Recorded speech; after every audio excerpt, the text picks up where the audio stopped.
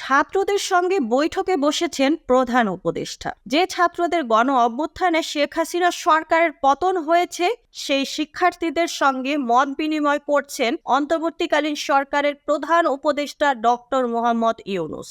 সরকার গঠনের পর ছাত্রদের সঙ্গে এটি প্রথম আনুষ্ঠানিক বৈঠক। রোববার 9 সেপ্টেম্বর বেলা 11:30 থেকে প্রধান উপদেষ্টার কার্যালয়ে এই মত বিনিময় সভা শুরু হয়েছে। প্রধান উপদেষ্টার প্রেস উইং থেকে এ তথ্য জানানো হয়েছে। প্রধান উপদেষ্টার দৈনিক কার্যসূচি অনুযায়ী রোববার বেলা 11:30 থেকে 1:30 পর্যন্ত প্রধান উপদেষ্টার কার্যালয়ের শাপলা হলে এ মত বিনিময় সভা চলবে।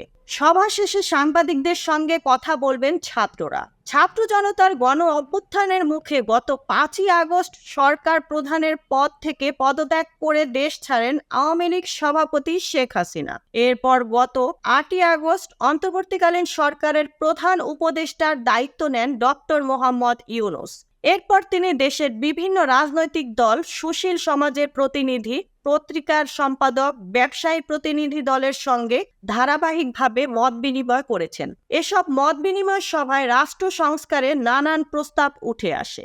মুক্তা Parvez, desk report, B E news, Dhaka.